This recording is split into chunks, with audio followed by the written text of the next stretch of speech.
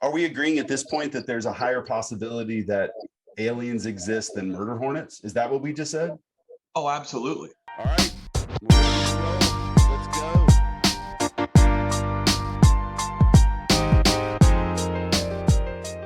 So Kevin Peranio, PRMG, the ruler of the universe. Thanks for joining us today, my friend. Oh man, just a cog in the wheel, brother. Just another humble servant here trying to raise our communities together. Well, so kicking this off, I got to start by saying we were just talking about UFOs. I question whether or not you're actually human. And here's the reason why. I've got, you and I just saw each other in San Diego about 3 weeks ago at a PRMG event, which I was fortunate enough to get to stand in front of the group and give a little bit of a chat about building relationships and using technology and things like that. But what I also know is that as great as you are in front of the group, and you're great, you're also really good in the evening when you're entertaining the group. And I also know that although I might have gone to bed at 10 or 30 at night that night, you didn't. But you were as high energy as anybody I've ever seen at 8:30 the next morning. So I'm questioning whether or not you didn't drop from one of those UFOs. Well, let me just say, you used the word fortunate. You earned your way up on that stage, and you absolutely owned it. And the PRMG family is much better for it. We really appreciate you and the entire team coming out there from Model Match. I appreciate that. I just feed off everyone else's energy, but let me tell you something. Our two founders, Paul and Robert, was kind of a little funny story. So our leadership conference that you're referring to, for those that are listening, yep, we bring all of our branch managers in our retail channel to a place once a year. We typically do it, the Tuesday, Wednesday, Thursday after the July 4th break. Pandemic kind of got in the way of that, so we pushed it back to September after missing last year. We were in San Diego. It was pretty cool at the Marriott Marquis. Paul and Robert, who founded this company, were built by originators for originators. These guys are the two originators that know how to serve our client, which, by the way, our client is the originator in all three channels. It is the branch manager in retail. It is the originator in retail. It is the account executive in wholesale and correspondent.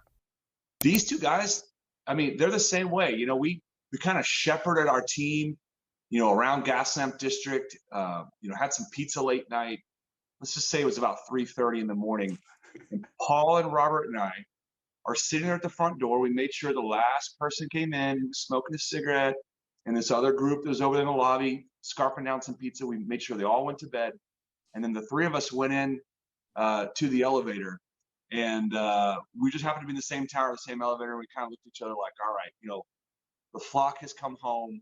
It's time to go to bed and get up and do it again. And so the next morning when I went into the session, I went to the table in the back and I sat with our group, our strategy group that was kind of really putting the thing together. And I lean in while Chris is talking up front. He was there bright and early. And I'm like, hey, did Paul and Robert get down here yet? And they're like, not yet. I was like, I was first. I remember that. And I say that I was impressed with you, and again, question your human quality and whether or not there's like some artificial intelligence, or you did get dropped by a TikTok or one of these UFOs that are flying around. But same thing with Paul, same thing with Robert. I was talking to Robert about that as well the next evening. I don't get it, man. I eat really well. I keep myself in super good shape. I can't hang with you guys to save my life. I don't care what I'm doing at 3:30 in the morning. I can't be up at 8:30 in front of the group like you. You guys crushed it. You guys crushed it for sure. Well, you're definitely in great shape. I could learn some work-life balance, diet, all that stuff. I will tell you, we have 4 kids at home. Our kids are 2, 4, 6, and 8 years old, 3 girls and a boy. And my wife's pretty cool. She lets me kind of work my weird schedule Monday through Thursday.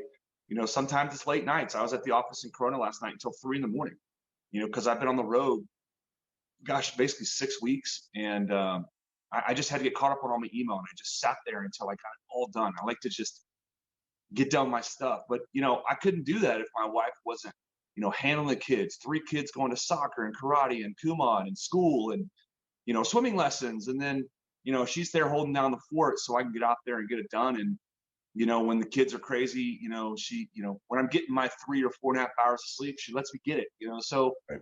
it's a big team effort, and I'm sure you're familiar with that. It's I'm sure my story. I was talking about that with somebody today. You know, my kids are older, so I've got two kids that are now out of the house, out of as of the last 45 days. So we're still getting used to the fact that it's just the two of us in the house. And I was making a comment to a younger employee here with little kids, and it was, if you better make sure you're not only like, love is great, but that ain't going to do it when it's just the two of you in the house after 20 plus years of raising kids. You better be good partners, and you better be good friends. And luckily for me and my wife, we chose well. Whereas I chose well. She might have messed up a little bit. Now she's living with her mistake.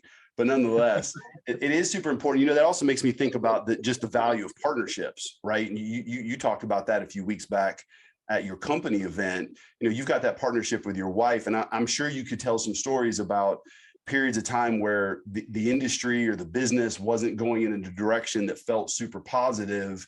The value of having a partner at home and partners at work, where you all know, hey, we're on the same page, we're going to muscle through this. You know, we've been living in an environment the last couple of years as mortgage bankers where it doesn't take a lot of brains or effort to even make money in this industry the last couple of years. That's getting ready to change. You've been through multiple business cycles, but talk about the value of partnerships, not only personally, but professionally as well. And especially, you know, when times are good, that's easy, but it's when times are a little bit hard is when you really see the value of a solid partnership, for sure.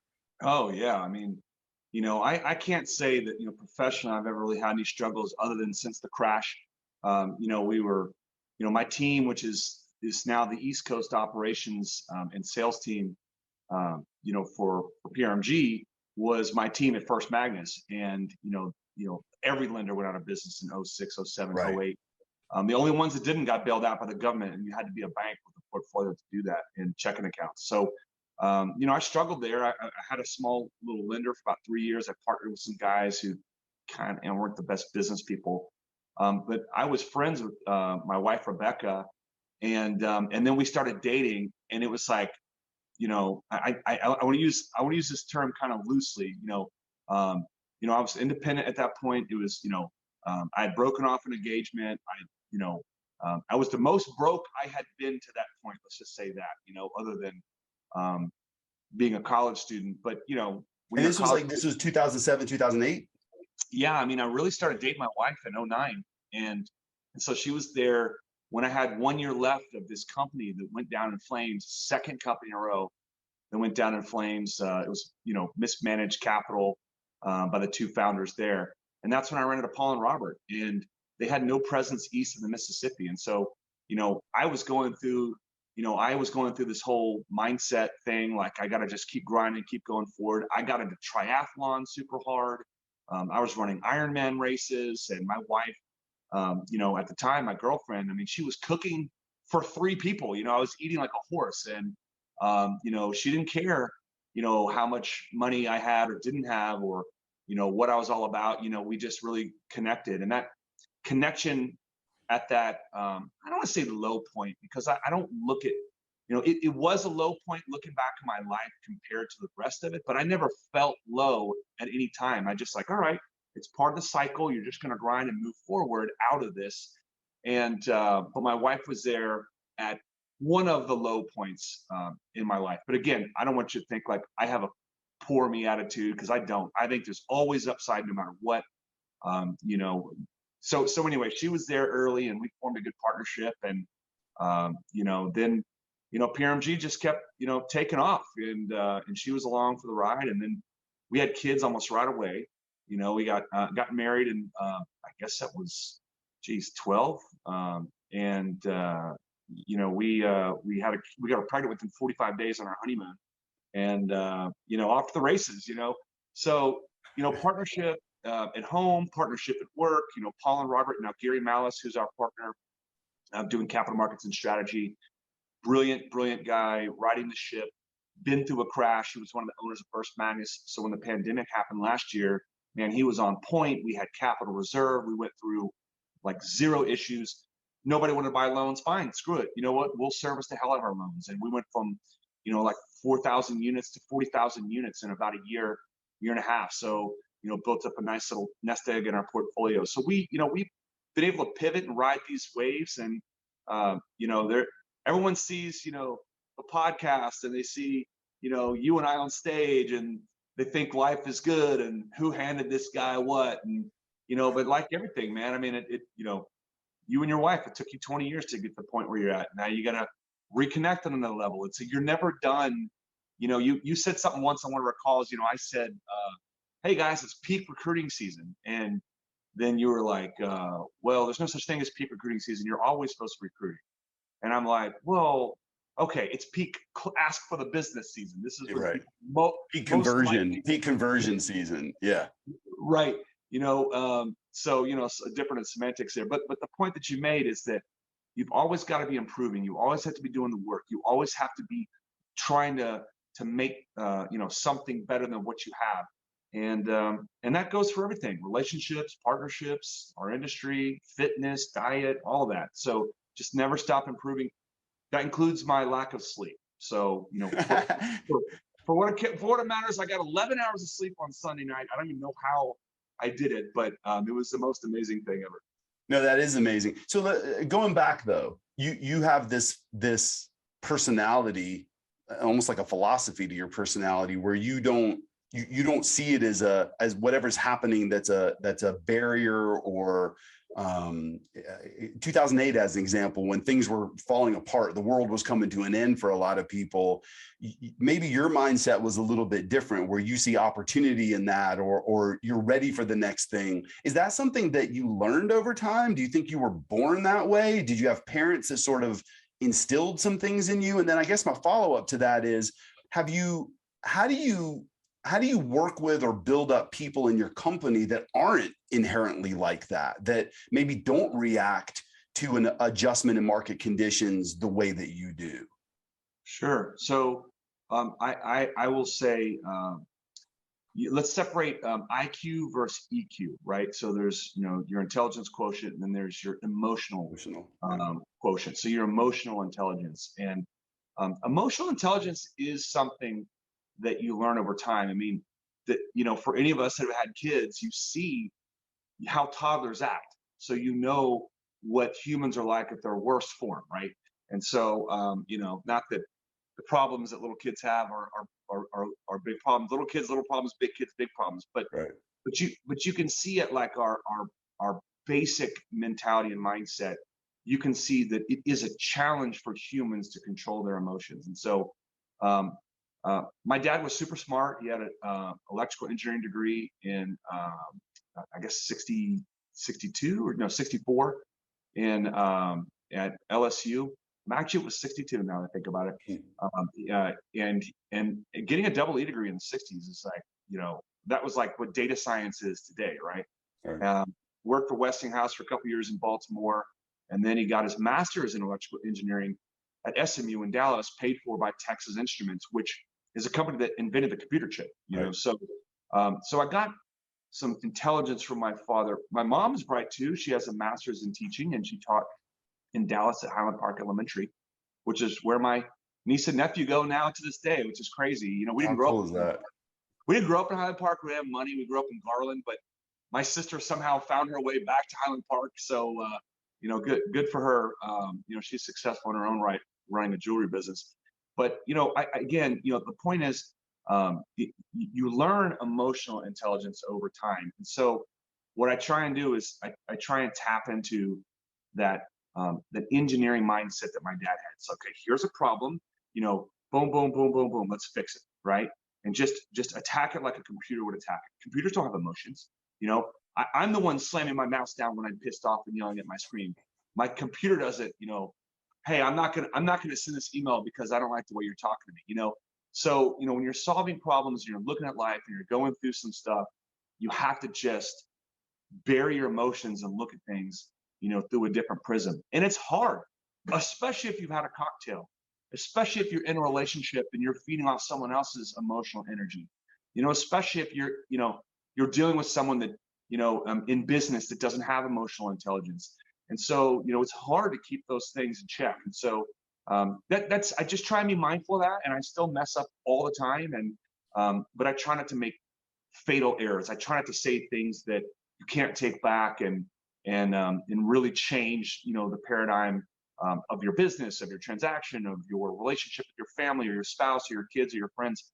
I try and be really mindful of that. And again, it's hard because I'm passionate.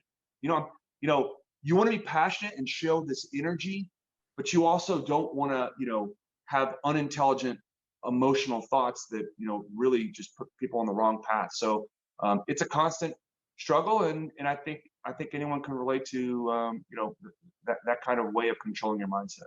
You're talking about those emotional outbursts. That reminds me of the talk that Sue Woodard gave at the event 3 weeks ago, where she gave a name to her amygdala, and then you gave a name to yours. Do you remember this?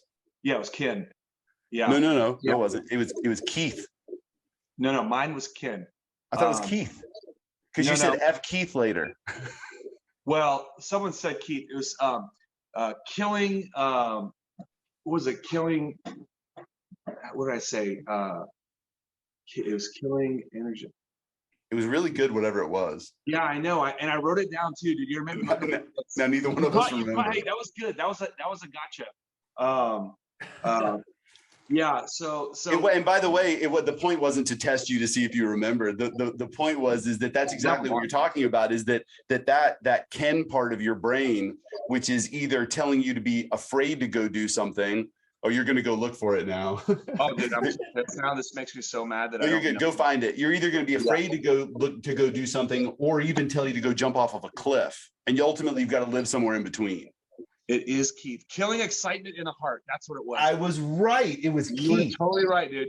You were totally right. And that's why notes on your own speeches there. Yeah. Hey, by the way, to all the teachers growing up when in high school and middle school and even college that told me I could never remember anything and I'll never amount to anything, I'm going to drop the mic right now because I remembered Keith. What's up now? So this is funny. So let's talk about memory, right? So when I talk and I do speeches or anything like that, everything I shoot from the cuff, right? And so I know it's so funny. If you look at the way a computer is designed, it literally mirrors the brain. You've got your RAM memory, which is your short-term memory. Then you have your hard drive, right, which is your long-term memory. And so I run like super high RAM, right? And so I have this theory that as you get older, because you can't like add more hard drive, right? So I have this theory that your hard drive gets full, and the more you try and store things long-term, that it because remember, like when your hard drive gets full, you get the blue screen of death, and then you're that's right. So it's like what I try and do is I try and shoot everything from the cuff and just filter things out. So if it's something good like it was with Keith, I'll actually write it down, which helps me go back and reference it later. But I actually I purposely try not to store things long term if they're kind of in the moment things. But I felt that was good. So yeah, Keith, killing excitement in the heart. So it's funny that it's that fear-based, the amygdala, the part of your brain that's like, no, don't take that chance, or no, you can't do that, And so, she named her amygdala. Well, whenever I'm like, hi, my name's Kevin, nice to meet you, and they're like, oh, nice to meet you, Keith, and which by the way makes no sense. When you told that story, I don't even get that. I don't understand why that's happening. Well, I get Keith, but I also get Ken. So they'll think about that. Think of how funny that is. Because how I remembered what you were saying is I was trying to remember the name that people always mess up, and the first one that came to mind was Ken, not Keith. So I was trying to like, where's K-E-N? But Keith didn't work. Keith didn't work for what you were trying to build out with the yeah. Which Keith is also another thing that people call me, which is weird. That they call me when I'm like, I'm Kevin. They're like, nice to meet you, Keith. And so I'm like, okay. So yeah, so that's why it's funny how you remember things. I stored that as the name that people mess up, and just now I got the wrong one, and I went, like you're like, what was that movie? What was that name? And then the first thing that pops in your mind, you chase down that name or that quote or that, and then you can't remember it for an hour. You're like, this is gonna kill me. And then like the next day it comes to your mind, or later in the day it comes to your mind. So I'm glad I wrote it down, because that would have made. Honestly, I would have shut this thing down. I would have gone somewhere and tried to find it out. We would have argued about it, because you'd have swore it was Ken and I'd have swore it was Keith. And yeah, they would have had a part 2 of the walk episode. That's right. Yeah, killing excitement in the heart. I mean, that's what your amygdala does. It's a fear-based fight or flight part of your body. And again, that goes back to emotional intelligence. Do you let your worst, most basic basal, caveman part of your brain control how you operate? Or do you, and what's interesting is that is the way she was talking about it, is that it keeps you from trying something. It keeps you from acting on something. I'm a huge procrastinator. And remember how she was telling her story, how she had this long project and she waited till the last minute? Dude, that was totally me. Yeah, right. I'm sure it was at least 50% of the people in that room also. What interests me more, though, is the fact that even though as humans we have evolved, right, over long periods of time, and that's sort of why we even have things like computers, where we were able to build these things that mimic the way that our own brain works. It's interesting to note that we still have these caveman instincts that are buried, and that when we look at it from the 20,000 foot view, actually control a very large portion of our behavior. Our monkey brains are constantly taken over. That's right. It hasn't really gone away. We haven't evolved out of that being a small piece of our brain. And in a weird way, that's actually kind of comforting to me. It is, strangely, because with everything you're talking, going back to EQ, to me, one of the challenges, and we had Michael Sema on the podcast, who owns a company called Geterate up in the Northeast.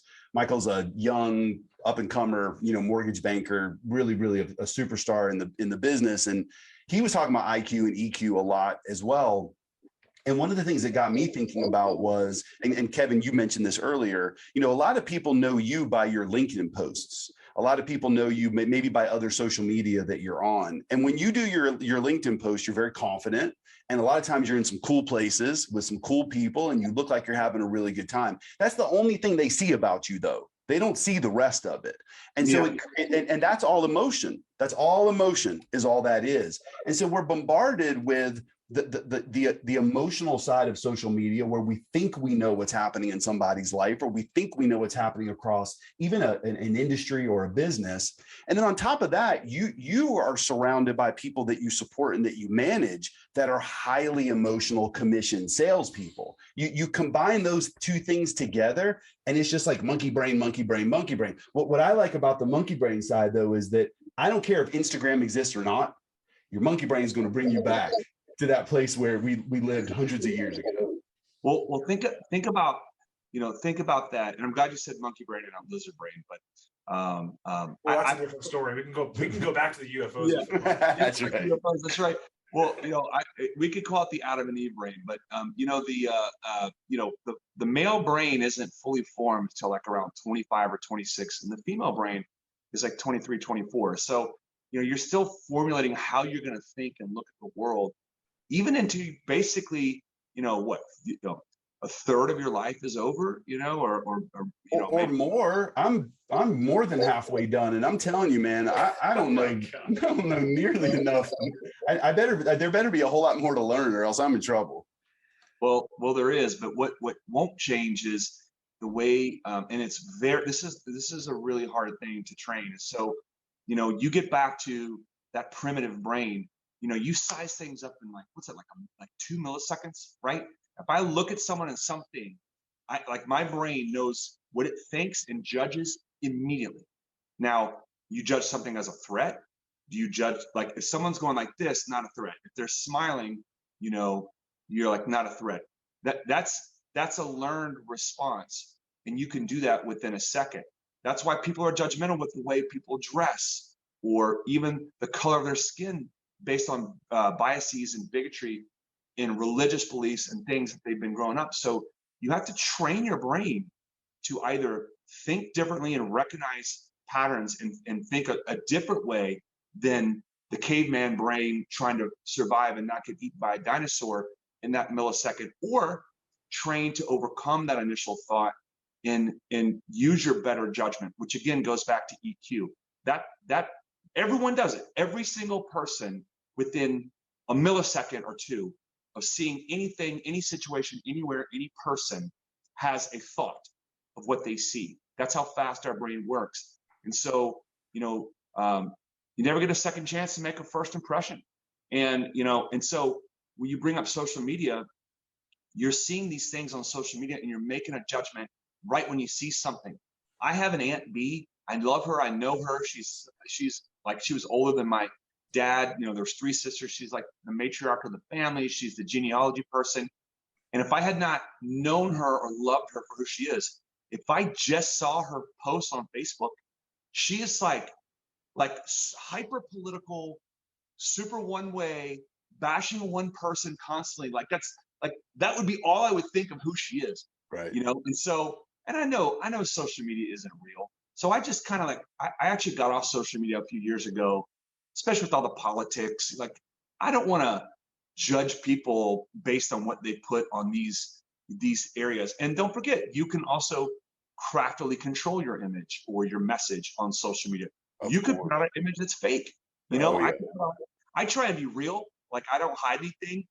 But you know, there's some people out there, you see how they are, and then you know how like you always hear like, oh, you're always disappointed when you meet your heroes or your fans, because then you think of them one way when you see them on film or on TV, on social media, and then you meet them and you're like, man, this person's a jerk. Like, I don't like I can't believe this is my hero, you know. So it all kind of ties back to, you talk about that primitive brain and how you judge people and think of them like almost instantly. And it's hard to overcome those first impressions. And so again, that goes back to EQ, trying to train your perception, train your thoughts, train your mindset, and overcome your more primitive thoughts. In the business that you're in, where technology, you know, and I think we would both agree that although mortgage banking is catching up, it's still behind a lot of other industries.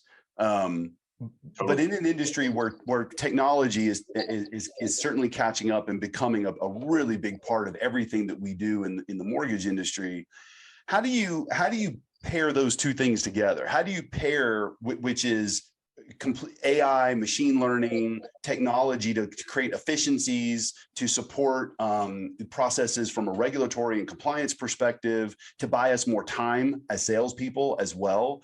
But then also understanding the value of what you just said, which is the relationship that I have with another human being that I trust is going to take care of me, whether I'm a broker and I count on the account executive, or I'm a consumer or referral partner counting on the loan officer. How do you pair those two things together? I mean, do you get asked a lot that, you know, how does the loan officer or the account executive or the broker fit in 5 years from now, 10 years from now? 100%. I mean, you know, I'm a firm believer that this is a people business first. This is a relationship business first. Now, relationships and the value of them, it does evolve, right? You know, some people don't want to be on the phone with an originator for 2 hours talking about, you know, their first time home buyer experience. But some people do. But some people, you know, just want to do it for 20 minutes. And so I still think this is a relationship business, especially for the first time home buyer. It's the single largest purchase that people make in their life. It's the single biggest wealth creating asset that your average person can get. You know, I can go into the benefits of home ownership. I'll just bottom line it. If you're renting, you're a sucker. So, you know, you have to own a house. It is the ultimate game changer.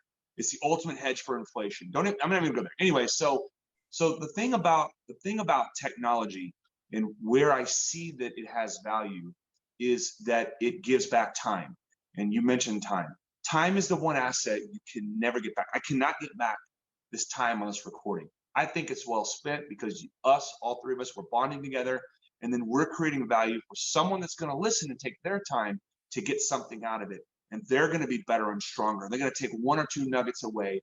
And then we as servants will serve that individual. And hopefully it's multiple individuals. Technology gives you time. This podcast gives you time. FinTech in mortgage gives you time. And people value their time. Some want to use that time to go fishing or play golf. Some want to use that time, like an originator, to touch more people and serve more people and have 20-minute consultations as opposed to 30, 45, or 2-hour consultations. You can help more people. You can serve more communities. You can build more communities with the time that you've been given back. But again, so that to me is the value of technology within our industry. It's not to get rid of people or jobs. It's to enhance the people and allow us more time to focus on the hard part that you cannot automate, which is the relationship building, the value bringing, the community building, the things that matter that you cannot automate. Yeah, no, I love that. I remember years ago talking to somebody who was considering, whether or not they were in the right business model and exploring other business models, not because they hated their company or because they hated their boss. It wasn't that at all. But they couldn't quite articulate what it was they wanted. It wasn't really product. It wasn't really price. It wasn't really compensation. So as we're going through sort of a consultative conversation with them, it got a little bit frustrating eventually. And one of my partners, recruiters that was working with them needed help. So I jumped on a call and I honestly just said, what do you want? Like, just what do you want? You can tell me the stupidest thing ever. I just want to know, what is the answer? And his answer was, and this, keep in mind, this is several years ago. His answer was, I bought a beach house 3 years ago and I never get to go there ever. And what he was saying was, I need time. I need somebody to show me how you can help me buy time to do the same amount of business in less time so that I can go to my beach house and take half a day on Friday for a couple of days to go to the beach house. So, of course, that I agree with you. I can't imagine a world where there's a huge percentage of the business that's, click button, get mortgage kind of thing, where somebody can't talk to you, a human being that they've developed trust with, that can look them in the eye and say, you're making the right decision. And I'm going to help you make that decision. Let me ask, I got a question. When you were in college, first of all, what did you study in college? I went into University of Texas at Austin in '94, and I was so stupid. I should have gone into the business school, but I went in liberal arts undeclared. I literally, and that's such a dumb mistake because, when you try and transfer to other colleges, especially after a freshman year, I joined some cheap ass Animal House fraternity house and blew my grades the first freaking semester. So I can't picture that at all. I can't picture that at all, KP. Yeah, I came out of my shell, brother. Well, I went in, I placed out of 36 hours before I started. So I'm like, I'm a sophomore. Like, I don't have to figure it out. I'll just, just going to party for the first semester. And I did, dude. I like, it was awful. I had a 2.2 GPA my first semester. Honestly, had I not had like a couple A's to credit back from my AP tests, it would have been below 2. So, but look at you now. Yeah, well, I ended up going into the College of Communications, and I got an advertising degree. And what was cool about that is that isn't sales really just communication? That's it. I don't think you have to be a type A, go-getter. Hey, how you doing? Get in there and shake your hand. You could be inherently shy and be in sales. You just have to be effective at communicating your value proposition, be empathetic, on that consultative approach, like you're talking about, listening to people and asking, like, what is it that you want? What is it going to make you happy? So to me, ending up in the College of Communication was pretty cool. It ended up working out for whatever it is that I'm doing. It's I didn't know I'd be in the mortgage or lending industry. I actually went and worked at an advertising agency in Chicago, and then another one in Dallas. And I was like, man, there's no money here. This sucks. Like, I need to figure it out. So I ended up going and selling swimming pools for a summer around Central Texas, just going into people's homes and sitting down with them and, taking measurements and, then saying, let's get this pool. You want a pool, let's do this. And so that was pretty cool. And then the summer ended and I had to figure out what to do next. I sold computers for Dell, and then my buddy got me in the mortgage business, and boom, there it is. How did your buddy get you in the mortgage business? Like, what did you see that he was driving, like a Bugatti or something? Probably not a Bugatti. But I went a little bit. Maybe I crossed the line on that one. Okay. No. A Porsche or something. Actually, he does have a Porsche now. It's the second one, but he was a realtor, and he was married. He's one of the, he married like his college sweetheart. I was in their wedding. He had a son, and another one was on the way. And he was like, man, he's like, he didn't like going out and showing houses, like going around and roaming. And, it's like the sales cycle was too long and not enough close rate, not enough juice. Right. So someone had introduced him to the lending side, which, people in numbers. That's what Ramaj Bali, our senior vice president, who hired both my buddy Matt Fankhauser and I. By the way, he's like running mortgage for like SoFi Lending right now. Right on. He worked for Goldman Sachs and like ran their whole non-performing loan purchase and, cascade, workout, division for years. And brilliant guy. So anyway, he started 1 month later, I started, and we were wholesale account executives for First Magnus. And it was like, all right, now it's a little more B2B. So I'm dealing with, originators, independently owned broker shops. I'm structuring all their loans. I'm helping them do more business. It's very transactional. The more I do, the more I make. So you got some juice, you got paid, your efforts were rewarded immediately. And so when you're like super high energy in your, mid 20s or early 20s, that juice was pretty awesome. So that's how I tripped into the industry, and I fell in love with it. And I also had another mentor there. It's probably my greatest mentor of our time, Leslie Inman. She works for PRMG now, and she's amazing. She's on our business analyst team, and I still work with her and some of my mentors even to this day. I love those stories, because I think consistently what you hear in this industry, especially on the sales side, is it starts off with a relationship. It doesn't really start off many times with, when I was in high school, I knew I wanted to be a mortgage banker, or when I went to college, I knew I wanted to be a mortgage banker. That something happened along the way. Look, there's plenty of people that I talked to that went and got a degree in medicine. They were on a path to become a surgeon or a family practitioner or something, and then they just decided they didn't like it. And a buddy of theirs was relatively successful in real estate or real estate finance, and they hung it up to give it a shot. And now these are successful mortgage bankers. And they're making more money than a surgeon, so. And they control their time a little bit differently as well. I when I was in California last week, I was with a buddy of mine that's a retired orthopedic surgeon, and he'll tell you backwards and forwards. The thing that he doesn't miss at all is being on call, and also dealing in situations where ultimately you put your work into something and the person on the other end is not compliant, and then you're going back and forth. But no, they have better work-life balance, and to your point, many times they're making more money. Well, one thing I want to get back to is that intent, the intentional thought of getting into our industry. Everyone kind of tripped into it. So there's two organizations I'm a part of. I'm on the board of governors for NAMBA, which is the National Association of Minority Mortgage Bankers of America. Yep. Tony Thompson's the founder. 5 years in a row, they've had NAMBA Connect. I just was in Atlanta a couple weeks ago. And they have a whole foundation where they go to colleges around the country, and they go to these areas and they talk about our industry, and they try and create intent for college students to want to come here. Sure. And so when you're in there exploring what you like, I wanted to be a doctor or a lawyer or a fireman or a fighter pilot, but then you're like, okay, maybe here's something a little more practical. I can get into this. I can dig this. Why isn't that something we're intentional about? So I love that part of the mission.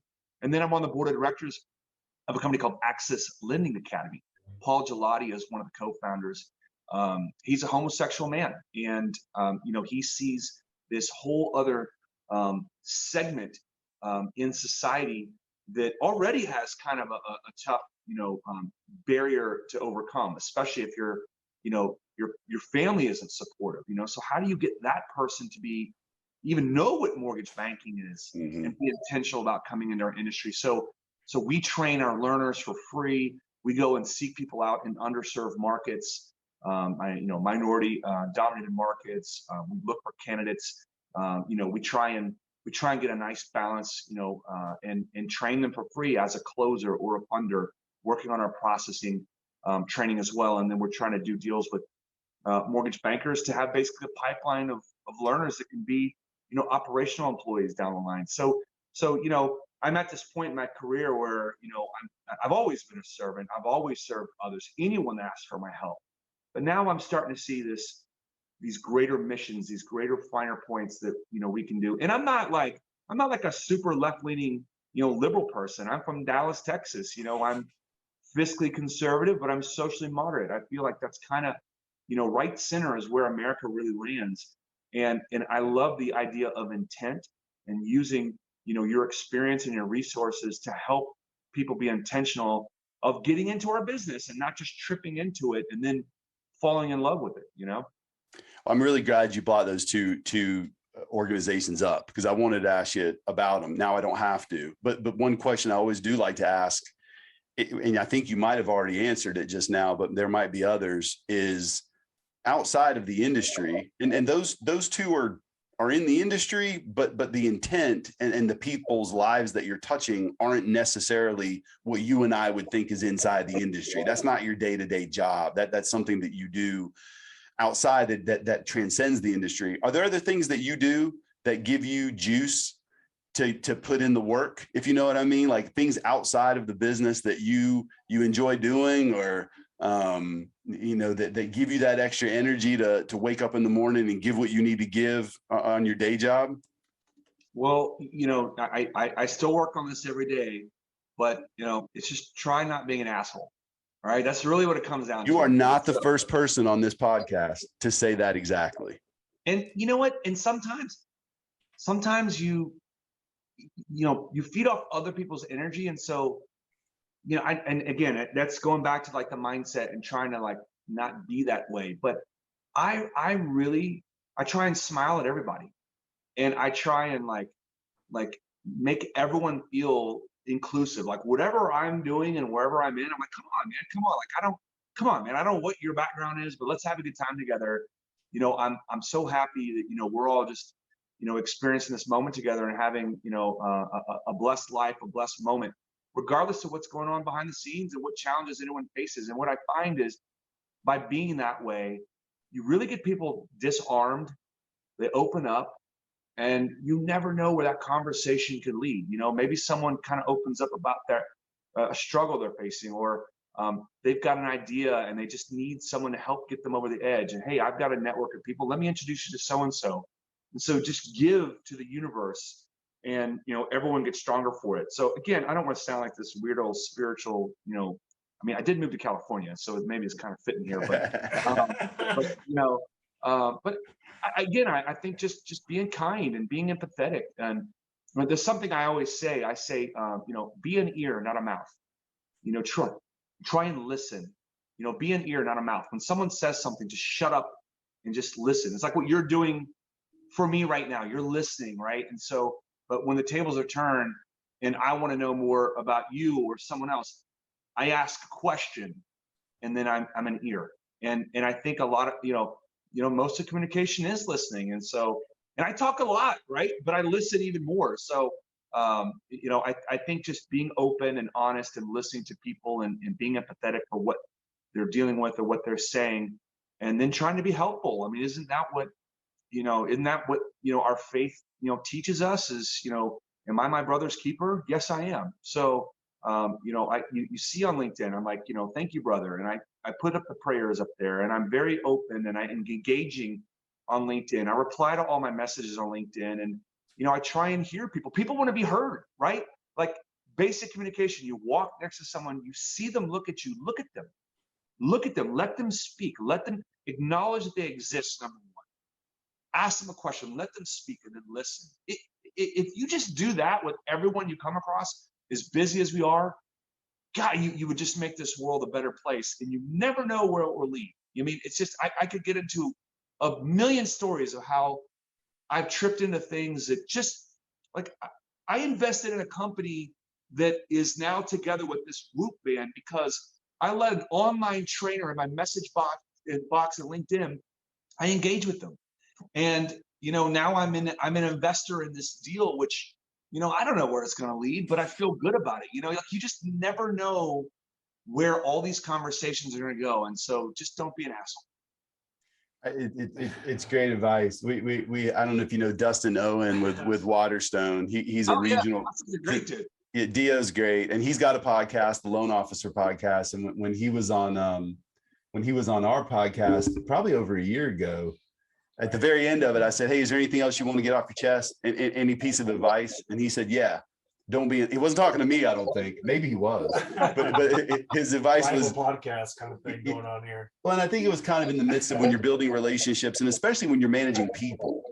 When you're managing people, don't be an asshole. And we played that clip. I think we bleeped it out, and He had his caveman brain got ahead of him. And he got fearful, and he didn't allow the cursing to go through. But KP, you said a lot right there in that small segment, and it really boils down to you get out from the universe what you put into it, right? And there are so many, going back to the EQ and the caveman brain, how many times, if we were to look back at those mistakes that we made, hopefully they're not fatal mistakes, but we look back at the mistakes that we made and we realize that that piece of our brain actually put us in a position where we missed that train. We missed that opportunity, whether it's because we had a negative viewpoint of whatever we were looking at, or we just didn't take the time to stop and listen, as you say, right?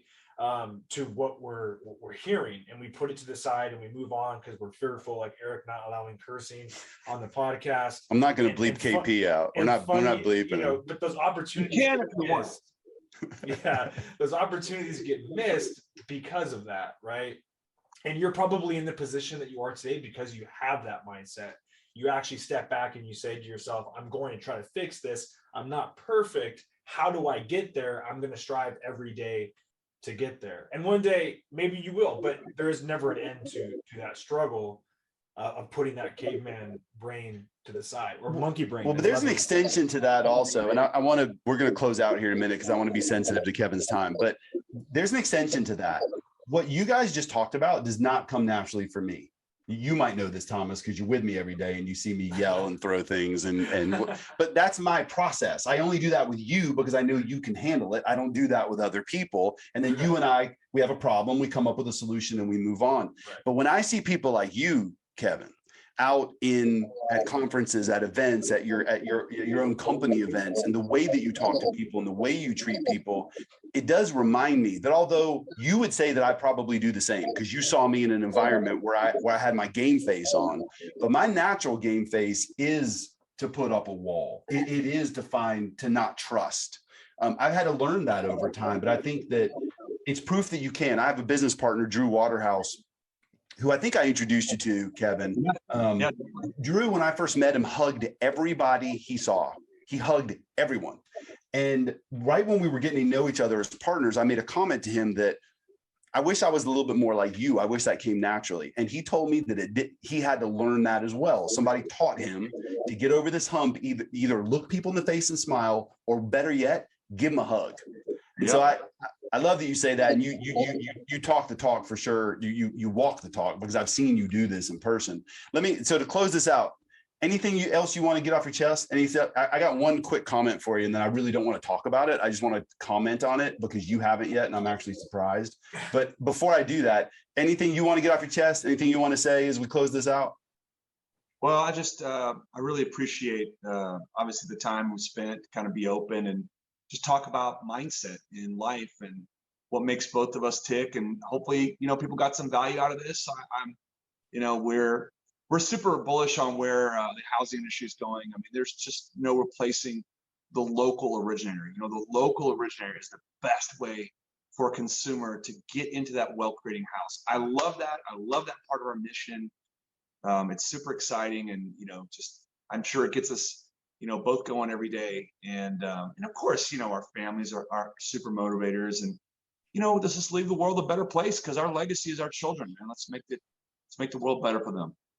Well, I love it. And you ooze all of those things. So here's a thought. Whenever you have a topic and you think, hey, it'd be fun to knock this around with Levin on the podcast, you just send me an email and we'll do a part 2 and a part 3 and a part 4. We'll make this like a semi-annual kind of event. Now here's what I was going to close out with. And I'm going to do it on a really good day where you should be feeling really good about things. And by the way, this is really difficult for me as a New York Giant fan. And I'm not going to say how about them, but congratulations on how your Dallas Cowboys are doing right now. Can we at least both just agree that we hate the Eagles? Oh, we both hate the Eagles for sure. And I don't hate the Cowboys nearly as much as I used to for some reason, but I do kind of hate you. I'm not going to. By the way, I'm the big loser in the room right now because the Giants can't get out of their own way to save their lives. This is what I say to everyone that doesn't like the Cowboys. It's America's team, and if you don't like them, you're un-American. Okay, you just want to close it out there? End of the podcast. Yeah, hey, right. KP, I appreciate you, bud. Thanks for coming on the podcast, my friend. Thanks, guys. Appreciate it. All right, man.